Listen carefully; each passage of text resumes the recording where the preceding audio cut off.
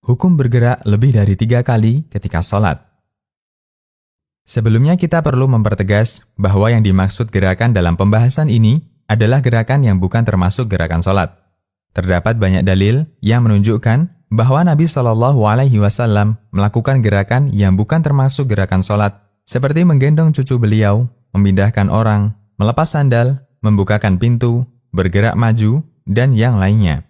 Berikut beberapa riwayat tersebut.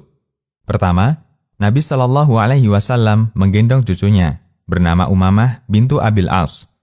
Ibunya Umamah bernama Zainab, putri sulung Nabi Shallallahu Alaihi Wasallam. Dari Abu Qatadah radhiyallahu anhu menceritakan bahwa Rasulullah Shallallahu Alaihi Wasallam sholat sambil menggendong Umamah, putri Zainab bintu Rasulullah Shallallahu Alaihi Wasallam. Apabila beliau sujud, beliau letakkan Umamah, dan apabila beliau bangkit, beliau menggendongnya. Hadis riwayat Bukhari, Muslim, dan yang lainnya. Kedua, Nabi Shallallahu Alaihi Wasallam memindahkan orang yang sholat bersama beliau. Dari Ibnu Abbas radhiyallahu anhuma menceritakan, Nabi Shallallahu Alaihi Wasallam melakukan sholat malam. Kemudian aku ikut sholat bersama beliau. Aku berdiri di sebelah kiri beliau, lalu beliau memegang kepalaku dan memindahkanku ke sebelah kanan beliau. Hadis riwayat Bukhari, Muslim, dan yang lainnya. Ketiga, beliau bergerak maju.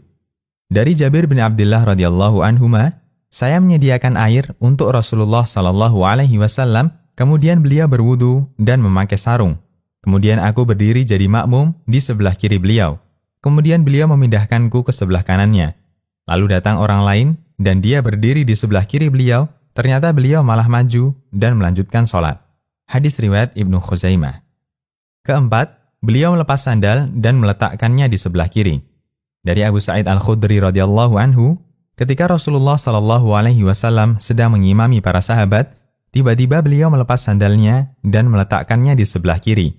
Para sahabat yang melihat beliau langsung melepas sandal mereka. Hadis riwayat Ahmad, Abu Daud, dan disahihkan Syu'aib Al-Arnaud. Kelima, beliau membuka pintu. Dari Aisyah radhiyallahu anha, beliau menceritakan, saya minta dibukakan pintu, sementara Rasulullah Shallallahu Alaihi Wasallam sedang sholat sunnah, dan pintu ada di arah kiblat. Kemudian beliau berjalan serong kanan atau serong kiri, lalu membuka pintu dan kembali ke tempat sholatnya. Hadis riwayat Nasa'i, Abu Daud, dan dihasankan Al-Albani. Dan masih banyak beberapa riwayat lainnya yang menunjukkan gerakan beliau ketika sholat. Bisa dipastikan, gerakan yang beliau lakukan lebih dari 3 kali. Sementara beliau sama sekali tidak membatalkan sholat yang sedang beliau kerjakan. Semua ini dalil bahwa gerakan di luar sholat yang lebih dari 3 kali tidak membatalkan sholat. Kapan gerakan itu bisa membatalkan sholat? Imam Ibnu Utsaimin menjelaskan bahwa gerakan selain bagian dari sholat yang dilakukan ketika sholat tidak secara mutlak bisa membatalkan sholat. Gerakan itu terhitung membatalkan sholat jika terpenuhi beberapa syarat.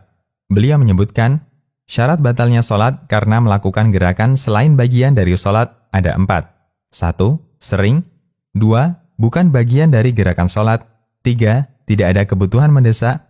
4. Berturut-turut, artinya tidak terpisah. Asy-Syarh Al-Mumti'. Beliau juga menjelaskan, jika gerakan yang banyak tersebut dilakukan secara terpisah-pisah, maka tidak membatalkan sholat. Jika ia bergerak 3 kali pada rakaat yang pertama, kemudian bergerak lagi 3 kali di rakaat kedua, kemudian bergerak 3 kali juga di rakaat ketiga, dan bergerak juga 3 kali di rakaat keempat, maka jika seandainya gerakan-gerakan ini digabung, tentunya banyak gerakannya. Akan tetapi, tatkala gerakan-gerakan tersebut terpisah-pisah, maka jadi sedikit jika ditinjau pada setiap rakaat masing-masing, dan hal ini tidak membatalkan sholat. Syarhul Mumti'.